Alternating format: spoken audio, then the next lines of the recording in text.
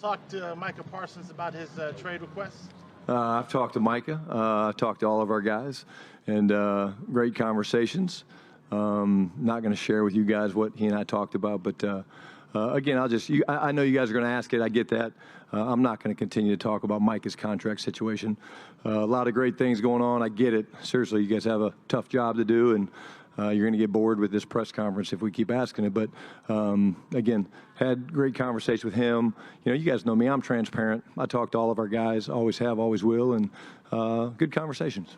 I feel like it will be a distraction in any sort of way because of obviously we're reporting about it and he's a high-profile player. Yeah, I don't think so. I think, look, our guys are focused on what we're trying to build. They're focused on what we're trying to build on the field and the meeting rooms. As we get closer to a game week, it's kind of exciting, and got the Rams coming in here next week. So there's plenty of things for us to focus on. We're almost through the install. So, I don't think so. Look, it's going to be talked about. We've talked about it anytime you're sitting in this chair with this organization. There's going to be things that are hot topics amongst the masses. But our guys have a very singular focus, and that's getting better and getting ready to have a hell of a practice today. Until DLLS Cowboys, just from an administrative standpoint, do you expect him to be at practice as he was the past few weeks? Is there any expectation on how he's going to move out here going forward? I would hope so. I would expect to see him out there today, and again, we'll see about that. But like I said, the conversations and stuff that he and I have had, we talk about a lot of different things, and all very positive. As you were thinking about becoming a head coach, I don't know if the distractions were part of that whole, how do I manage those type of things? I guess the honeymoon's over, so to speak.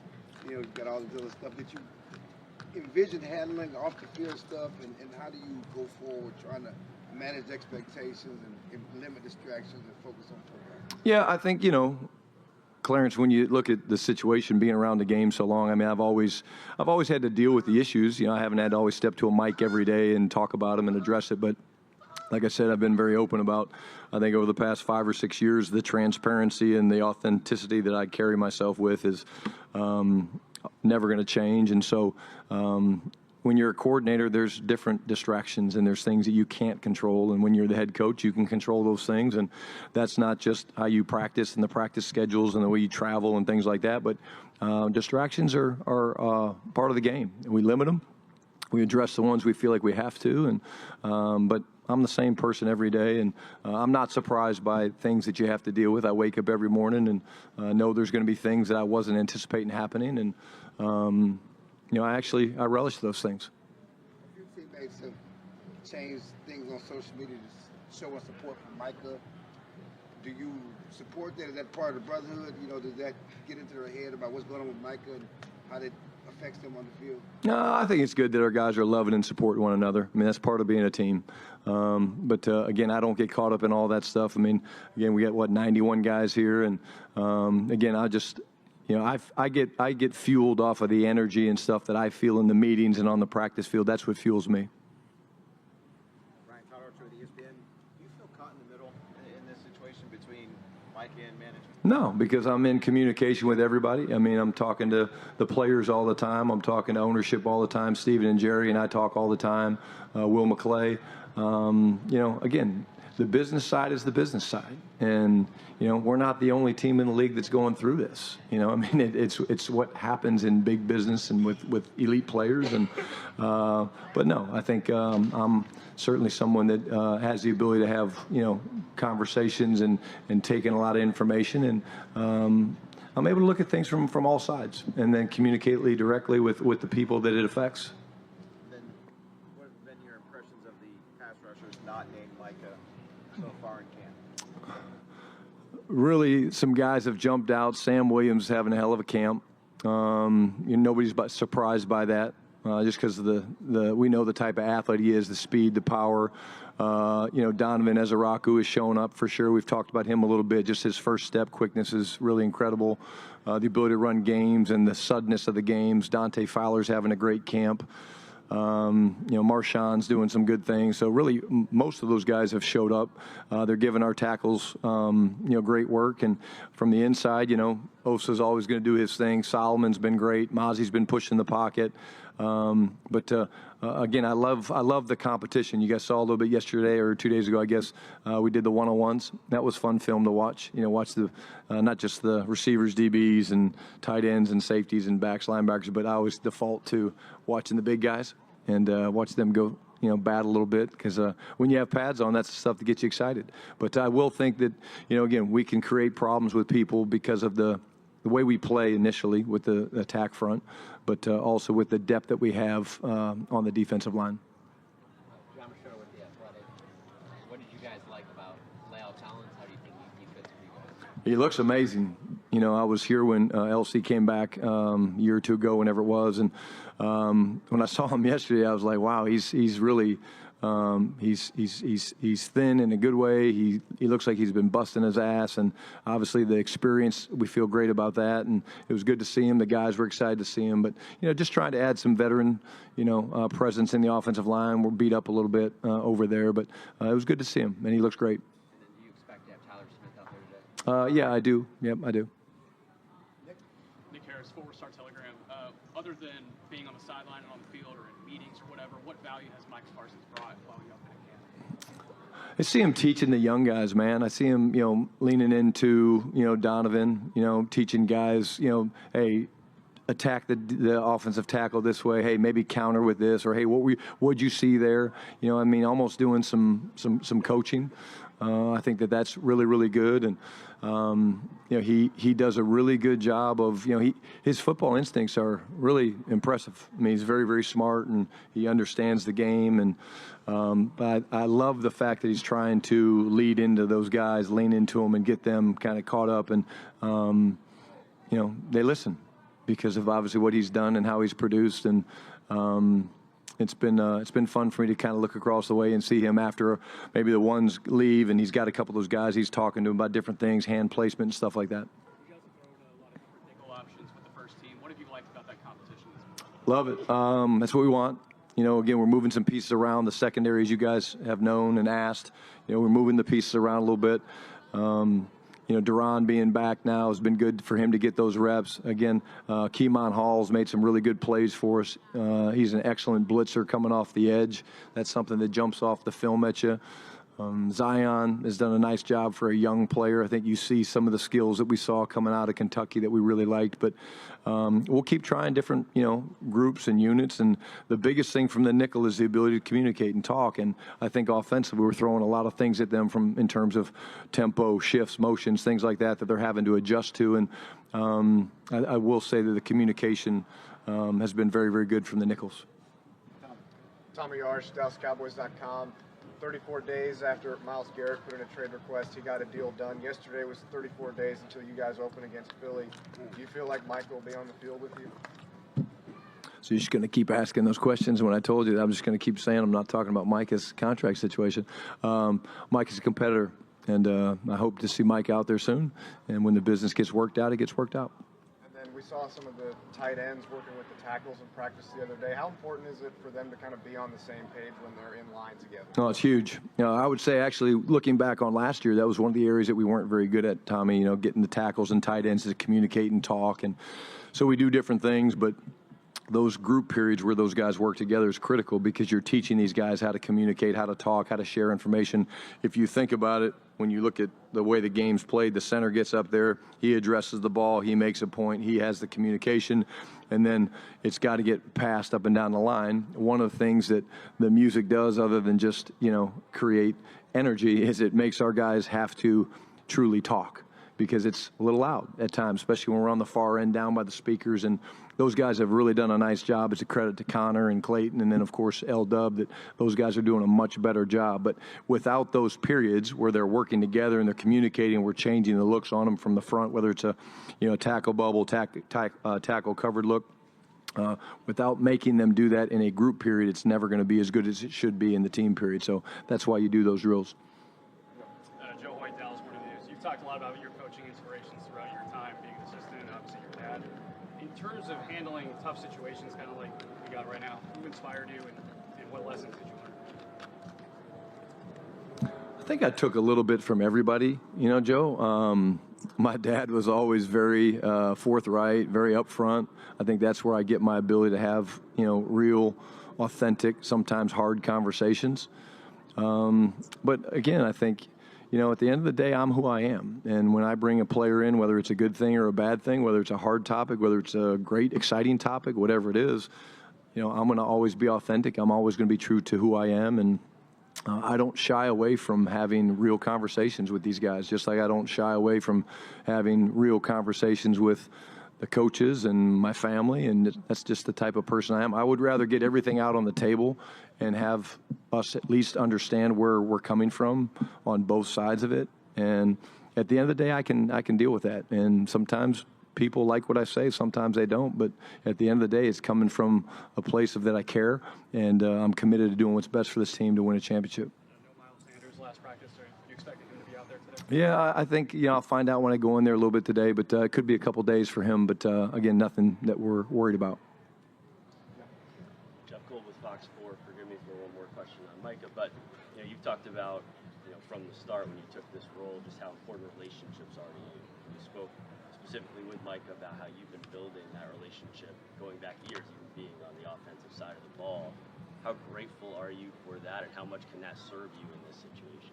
I think that's a benefit, Jeff. I mean, I think the fact that I've been around and I know a lot of the players, and I'm not just whatever got the job late January. I'm not 7 months into this thing where I'm still getting. These guys have seen me from afar on defense and on offense, really, from the time I was a consultant, but then being here the last couple of years. I think they know me. I think they know what I'm about. But again, you do as a head coach when you first take over and you've been on the offensive side of the ball. I mean, I've worked extremely hard at developing those relationships with the defensive guys that maybe I didn't know as well as the offensive players, strictly because I spent so much time with the offense. And that's why somebody asked the other day, like, why do you have the offensive coaches go and spend time with the defensive coaches during stretch and vice versa? It's not just to talk trash. It is to get to know them a little bit and to have some fun, because I know how important that is. And, I think it's I'm a relationship guy, man, and I'm never going to apologize for that. And some people think, oh, hey, maybe he's soft. I can promise you I'm not soft. You guys saw that a couple days ago. But relationships are important to me because that's what makes the journey fun.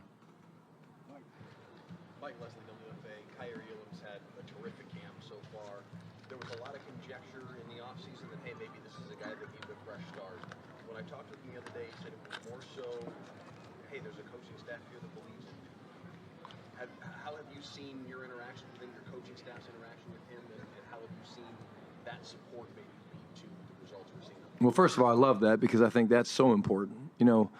Part of our job as coaches is to build confidence, to make these guys know that we believe in them.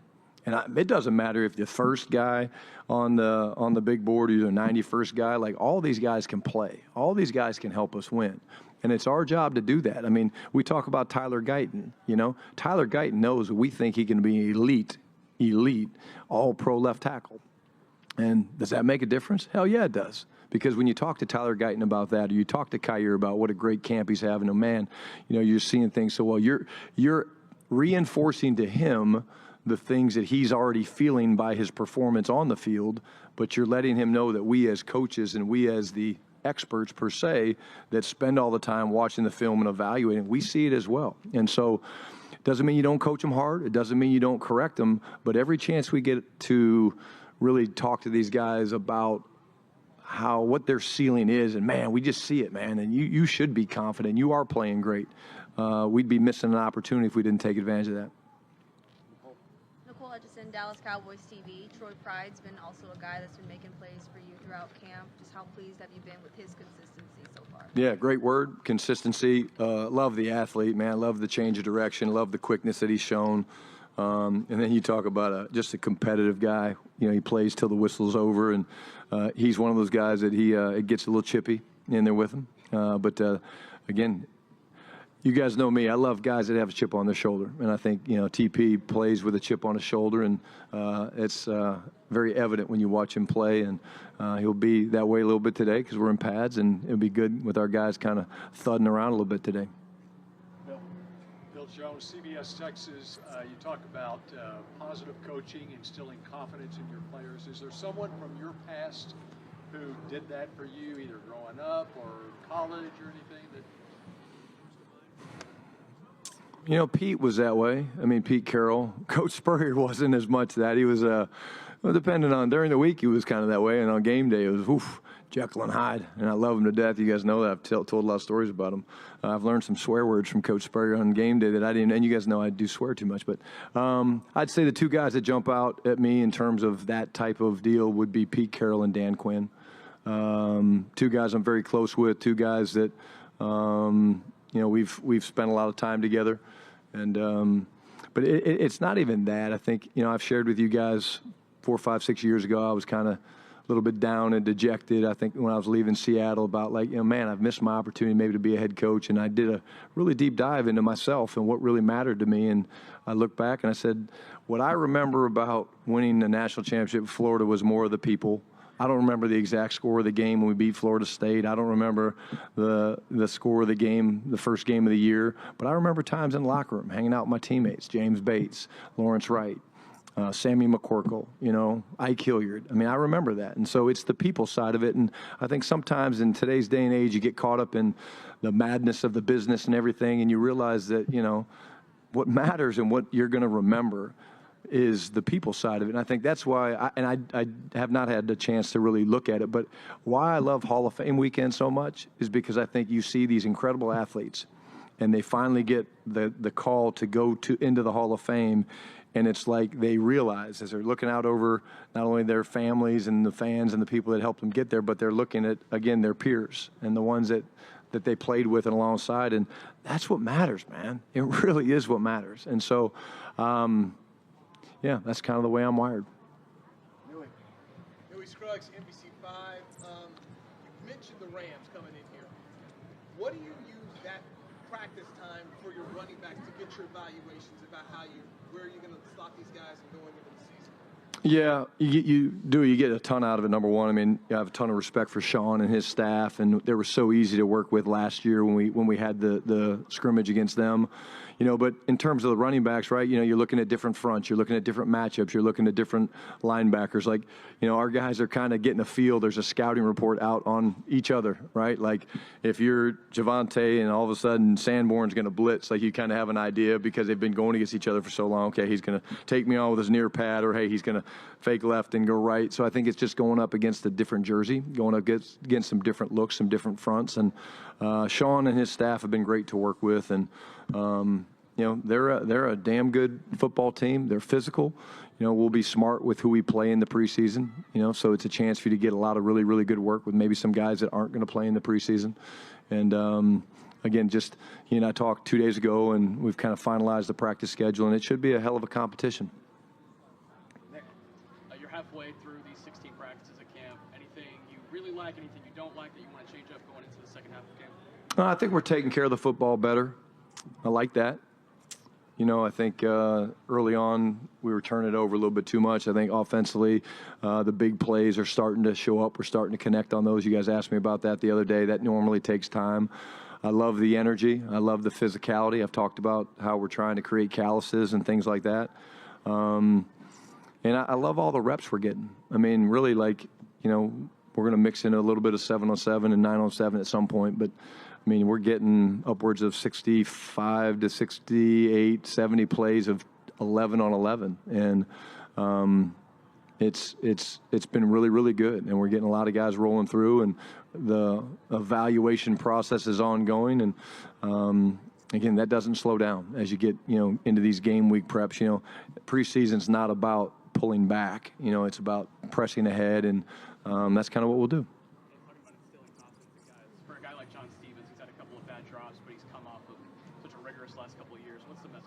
Yeah. Hey, you're growing. You're getting back. You know, it's almost like going through a version of rehabilitation. You know, you've done the rehab to get your body to where you can be out on the field. And now you're running and your body's going so fast and you're like, oh man, I'm open. I'm going to catch this. And then you want to catch it and you want to turn up field. And so you drop it.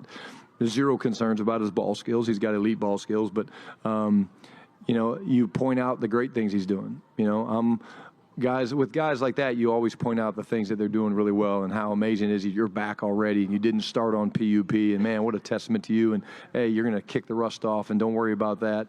And that goes a long way with these guys. Alrighty. You got one more? Sorry, it's an easy one. About Micah. No. Oh, yeah, here we go. Next. You had a stay day yesterday, I believe. Why do you continue that? What do you like? Yeah, I've told these guys that if they give me everything that we want as a coaching staff in terms of the energy and the running and the chasing and the pursuit and all that stuff, that we will take care of them and give them days like that where we're going to meet. We're going to give you a chance to catch up on film. That's the other thing, that the meetings get longer, and so you're able to kind of stay up to par and get caught up on some of the film. But let's take care of these guys. And you got 91 guys, whatever, and so the resources they do get spread thin at times. And so it's about the folks of, okay, we're not practicing today, but you are competing every day to get your body back to where it is, so we can throw a hell of a practice today. Say again?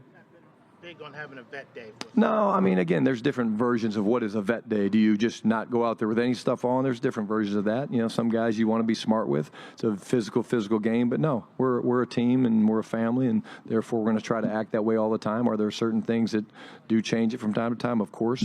But no, we like having everybody out there working and watching and leaning into one another. Good. Thank you, guys.